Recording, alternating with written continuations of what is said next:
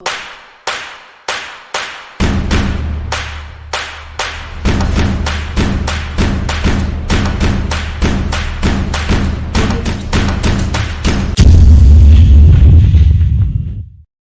kalau kita nggak nyampe apa yang jadi batas, itu nanti kita bisa dikeluarin gitu loh. Nah, tiba-tiba pas semester 3 cuma jadi 250-an orang. Kalau ujiannya bisa lulus. Halo teman-teman semuanya, kembali lagi bersama saya Rio Hilmawan Bagas Triasoro di channel Rio Bagas. Oke, tentunya kembali lagi di pembahasan Studienvorbereitung in Deutschland.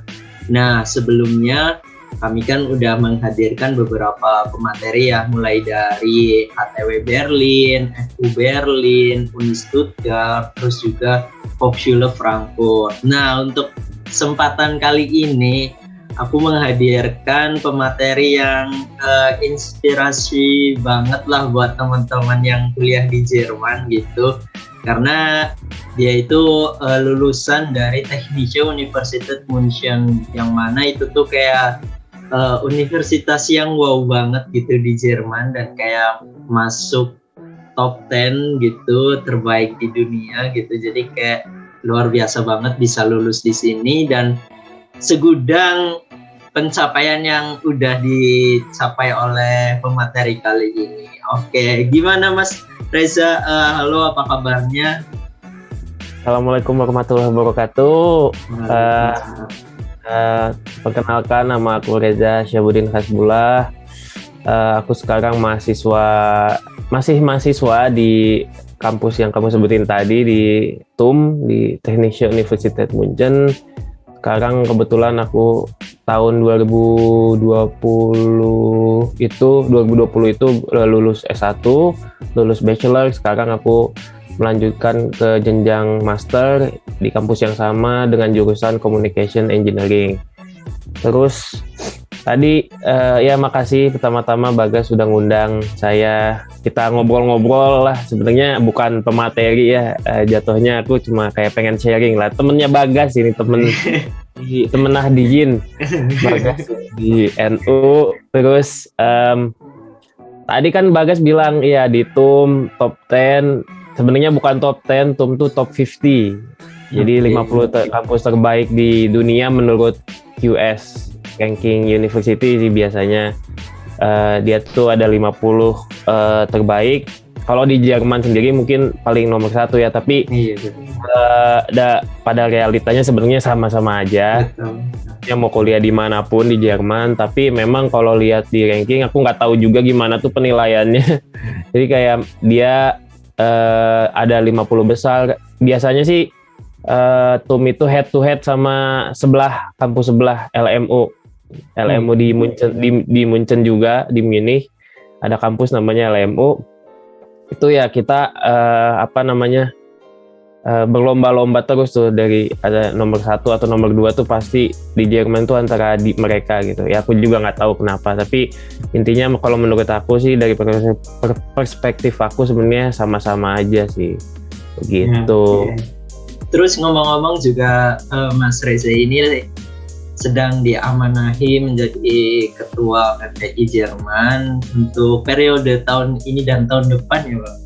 Ya betul, aku kebetulan semenjak September awal itu diamanahkan oleh teman-teman PPI cabang dan teman-teman di Jerman itu untuk menjadi ketua PPI Jerman periode 2021-2022 gitu. Jadi udah jalan 3 bulan lebih lah. Oke, menarik sekali. Jadi mungkin kita langsung aja nih masuk ke pembahasan biar teman-teman juga bisa langsung tahu tentang bagaimana sih ceritanya Mas Reza ini pas kuliah gitu di TU München ini. Nah, mungkin kayak pertanyaan yang basic dulu ya, kayak tentang kehidupan di TU München gitu. Sebenarnya kalau misal waktu normal sendiri buat bisa lulus itu kisaran berapa semester dan berapa tahun tuh Mas? Jadi sebenarnya ini aku ngomong di pengalamanku ya, maksudnya di München.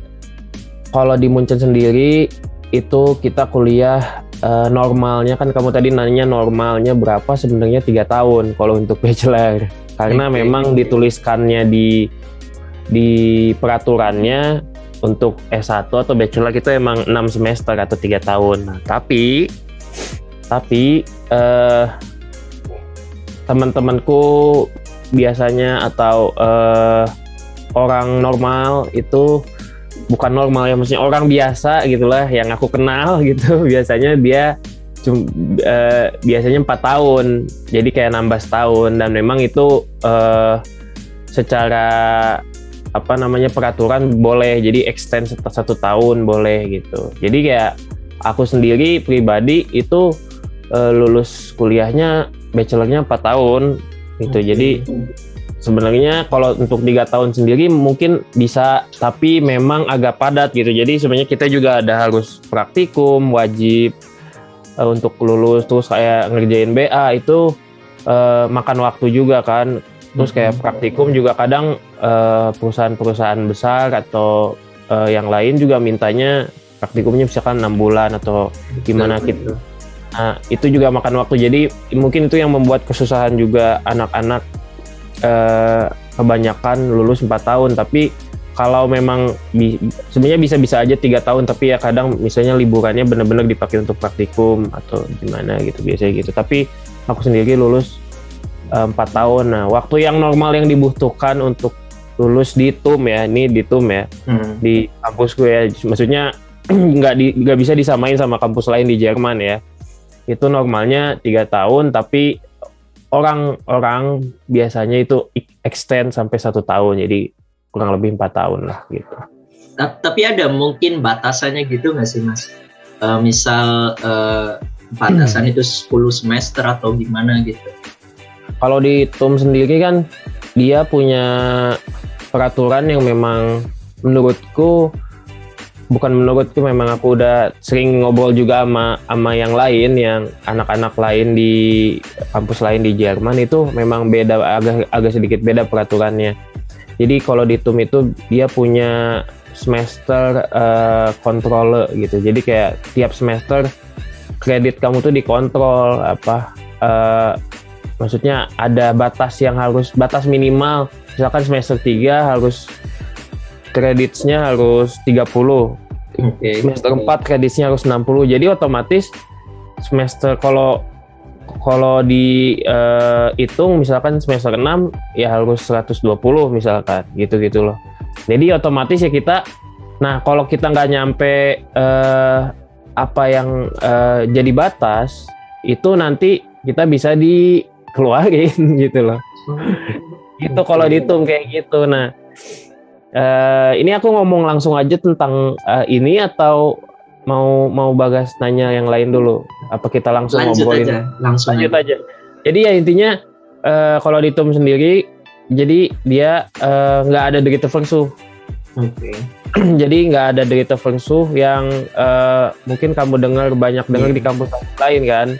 Jadi kayak kita punya 3 kali kesempatan untuk nulis ujian tuh di TUM itu nggak ada gitu. At least yang aku tahu ya, karena di jurusanku sendiri, aku jurusan elektro und Informationstechnik, itu kita punya peraturan sendiri. Jadi kayak dalam 1 tahun pertama, benar kata kamu tadi pas sebelum kita masuk obrolan, jadi kayak ada Grundlage Orientierungsprüfung namanya. Jadi kayak 1 tahun itu untuk anak semester 1 dan 2 kita baru masuk, itu 1 tahun pertama memang kita harus lulus semua ujian. Oke. Jadi kalau nggak lulus, misalkan nih aku murid semester 1, ada 5 ujian yang aku harus lulus di semester itu.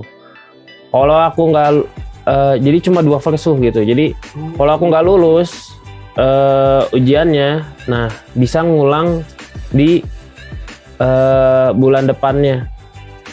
Oke. Jadi kayak, tapi harus lulus semuanya. Kalau nggak lulus di DO gitu. Oke. Langsung dikeluarin. Nah, jadi kayak benar-benar kayak gitu tuh. 1 tahun pertama kamu harus lulus 9 ujian minimal. 1 boleh nggak lulus.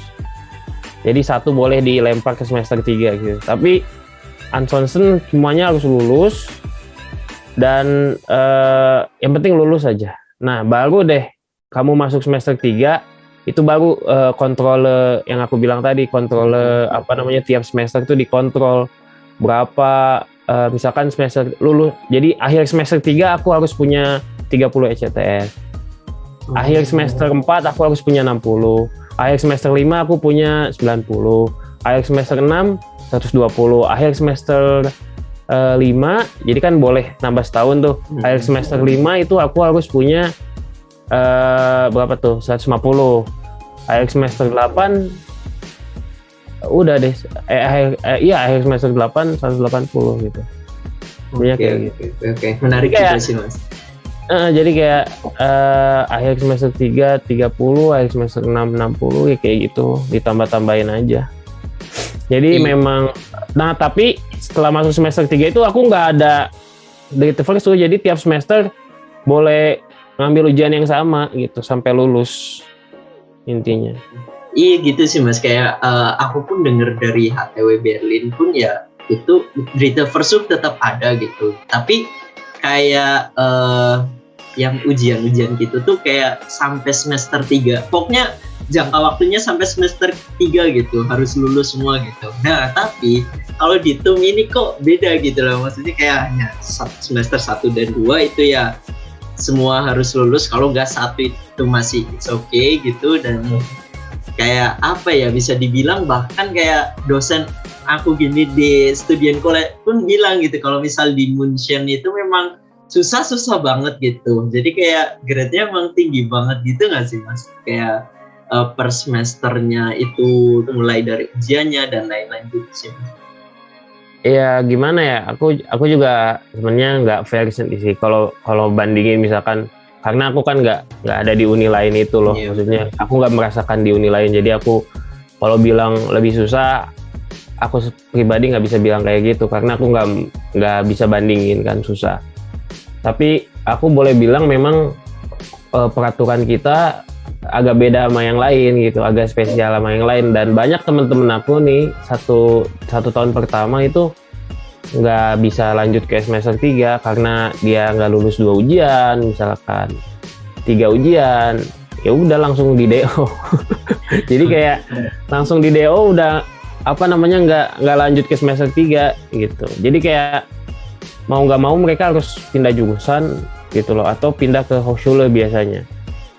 Dan itu bener-bener at least pas zamanku aku semester 1 itu 2016 sekolah di Darmstadt, terus pindah ke München. Semester 1 itu 2016 kita ada mungkin sekitar 600-an orang gitu, satu jurusan tuh 600 orang sendiri gitu. Nah, tiba-tiba pas semester 3 cuma jadi 250-an orang. Ya setengahnya aja nggak ada ya. Setengahnya gitu, itu zamanku ya. Aku dulu maksudnya satu-satunya orang Indonesia gitu. Jadi dulu maksudnya angkatanku ya, di atasku ada, di bawah ada. Jadi tapi pas angkatanku tuh 2016 tuh masuk benar-benar semester 3 itu tinggal aku sendiri gitu loh. Sendiri orang Indonesia. Nah, tapi kebetulan karena di Baden-Württemberg itu udah bayar, jadi kayak banyak gitu adik-adik kelas yang masuk ke jurusanku juga. Tapi mulai banyak lah. Kayak zamanku aku cuma sendiri, tapi di bawah ada 3, di bawahnya lagi ada 7, jadi nambah terus gitu. Oke. Nah, menarik nih Mas, dengan peraturan seperti ini tuh gimana nih untuk peraturan nilainya sendiri tuh Mas? Peraturan nilai menurut peraturan nilai, kalau nilai sama aja, nggak ada gimana-gimana. Jadi ya biasa aja 1 sampai 4 nilainya. Kalau di TUM sih at least di jurusanku itu paling bagus ya 1,0, terus naik lagi 1,3, terus 1,7. Jadi kayak 0,3, 0,3,7, terus 0 gitu. Misalkan nilaiku 4,0, 3,7 naik terus 3,3, 3,0, 2,7 gitu-gitu. Jadi nilainya 1 sampai 4 tuh minimal lulus. Jadi kalau kamu nilainya 4,3 atau 4,7 nggak lulus, atau 5 apalagi nggak lulus. Nilai paling bagus 1,0. Terus ya udah, itu 4,0 tuh biasanya 60 atau 50% dari poin yang ada di ujian misal. Oke, tapi mungkin pengambilan nilainya sendiri itu dari apa gitu Mas? Mulai misal ada klausur hanya di akhir semester atau ada penilaian lain? Oke, ngerti. Kalau elektro, aku selama bachelor itu 90% ujiannya tuh di akhir. Dah satu setengah jam, satu-satunya penentu lulus apa enggak itu ujian akhirnya aja satu. Nggak ada namanya praktikum. Ya mungkin aku bilang 90% karena mungkin ada beberapa pelajaran yang ada praktikumnya ya. Kayak labnya itu cuma 1 atau 2 lah. Sisanya tuh benar-benar ujian akhir. Ujian akhir 1,5 jam atau 2 jam. Ada yang 2 jam juga. Ya udah di sana ngerjain aja schriftlich ujian tertulis. Udah. Oke. Jadi ujian menentukan banget ya itu ya, karena yang nggak ada berita persub juga kayak gitu-gitu. Oh jadi kayak kamu misalnya 1 semester nih, kita punya 3 bulan, itu yang menentukan tuh 1,5 jam di akhir. Betul. Jadi kalau kamu mau jungkir balik kayak gimana pun, kalau ujiannya bisa lulus.